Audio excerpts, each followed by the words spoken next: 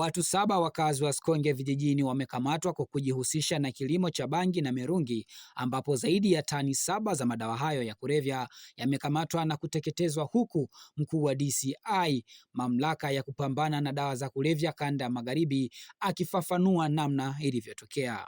Katika pori la Igombe River lililopo katika wilaya ya Uyui pamoja na Nyahua lililopo katika wilaya ya Sikonge.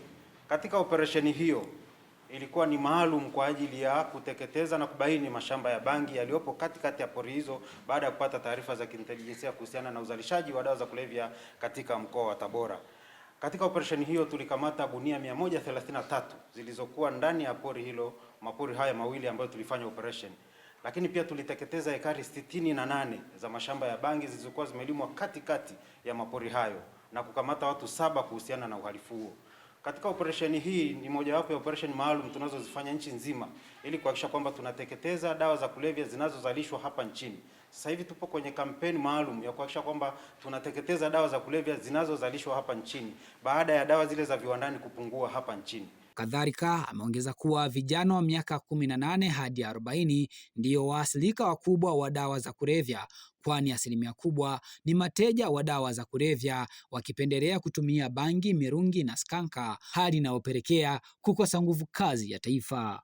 Takwimu ambazo tumechukua hivi karibuni. Kwa hiyo ukijaribu kuangalia ni zaidi ya watu milioni 1 ambao wanatibiwa ambao wanajihusisha na dawa za kulevya, na wengi ambao wanatibiwa ni vijana rika la miaka kuanzia 18 mpaka 35. Hapo wachache unakuta wako 40 45, lakini wengi ni hili rika la vijana 40 kurudi nyuma. Sasa ukijaribu kuangalia ni nguvu kazi kubwa ya taifa, na ndio maana serikali inatumia nguvu kubwa kuhakikisha kwamba tunadhibiti uzalishaji wa dawa za kulevya hapa nchini, lakini tunadhibiti uingizaji na usafirishaji wa dawa za kulevya kutoka nje ya nchi. Hususan skanka ndio inaharibu zaidi vijana, kwa sababu wanapovuta ile dawa unakuta wanachanganyikiwa kwa haraka, na wengi walioko kwenye mahospitali ya rufaa hao ninaosema wako zaidi ya 900 wanaotibiwa kule, wengi ni wale ambao wana changamoto ya afya ya akili, wengi ambao wamepata uraibu uliopitiliza na wakati mwingine wanawehuka, lakini pia wanakuwa na fikra ambazo sio za kawaida. Lakini wengi wa namna hiyo, hasa wanaovuta bangi na zile skanka, ndio wanajiingiza kwenye uhalifu mkubwa zaidi: ujambazi, wizi, ubakaji, uporaji na uhalifu wote ambao ulioko katika jamii. Lakini wengi wao ni wale wanaokuwa na tabia mbaya, tabia chafu. Kwa upande wake, mkuu wa mkoa wa Tabora Mheshimiwa Paul Chacha amesema kuwa anampongeza Rais wa Jamhuri ya Muungano wa Tanzania Daktari Samia Suluhu Hassan kwa kuanzisha kitengo hicho, kwani kanda hii ya Magharibi imebarikiwa misitu mingi, hivyo kusaidiana na vitengo kama hivi ni jambo muhimu katika kuhakikisha taifa linakombolewa. Inajengwa nyumba ya kawaida slope tangulia niliyokwisha kusema. Mimi Kamishna Limo ni kushukuru na nikupongeze kwa kweli kwa kazi.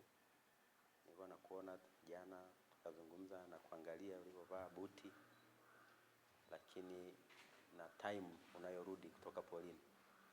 Unajua ukikuta kiongozi kama Kamishna Limo hapa anaenda site asubuhi, anarudi saa 7 usiku, na sio kwamba alikuwa mjini amechafuka mvua tope, na jana mmenyeshewa sana huko porini, lakini yote hayo ni katika kutekeleza wajibu ambao Mheshimiwa Rais amekuamini na kiukweli unautendea haki.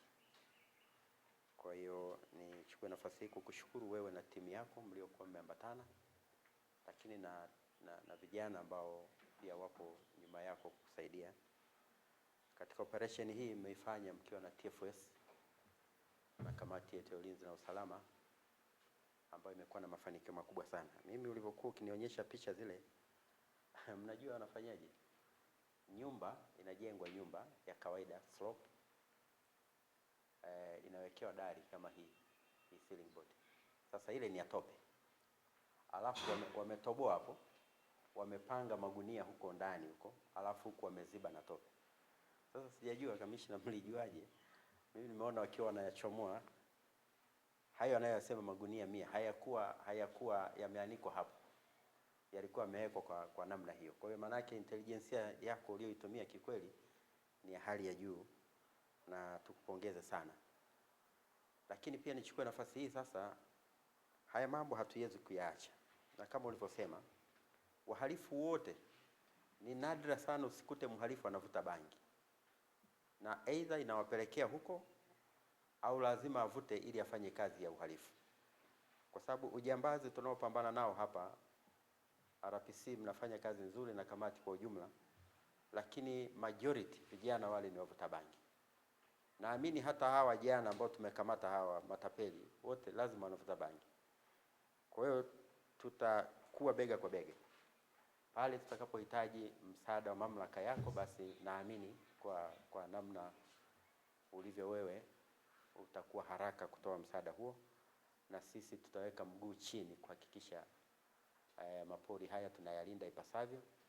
TFS mimi ni kuelekeze, jitahidini sana, kwa sababu maeneo bahati nzuri ni hayo hayo, ni Nyahua na Igombe. Wekeni hata temporary camp huko, tusikute nyumba wala kijumba cha mtu huko. Hayo ni mapori ya hifadhi. Kama mtu maana hakuna familia, unakuta mtu amejenga ka nyumba katikati ya pori alafu amefyeka heka 20 amelima bangi. Hakuna familia pale, manake wanaenda kwa ajili ya kazi ya kulima bangi. Kwa hatutegemei, kama mamlaka tunayo, askari tunao, tunakuta nyumba zipo porini na tupo kila siku katika doria zetu. Kama hatujitoshelezi, basi tuimarishe doria. Ulikuwa na mipango, ulikuwa unatueleza juzi kwenye kamati ya usalama, ni kweli, lakini imarisheni doria, wekeni zile ranger post kila maeneo hayo ambayo tayari yanaonekana ni sugu. Ni Nyahua, na bahati nzuri kamishna, mimi ulivyokuja haukuja ukasema ni kuonyesha pa kwenda. Wewe umeniambia mnaenda kufanya operation, lakini unapokuja kutoa taarifa hii na kuonyesha mafanikio ya operation, unataja Nyahua, unataja Igombe, ambapo ndipo kamati ya ulinzi na usalama hii kila siku tunapotoka kwenda kukamata bangi, tunasikia madawa ya kulevya na mengine mengi, tunaenda Nyahua, tunaenda Igombe. Kwa TFS hamuhitaji kukaa ofisini hapa. Kawekeni nyinyi makamanda, ni askari, mmeenda mafunzo ya kutosha, kawekeni camp huko.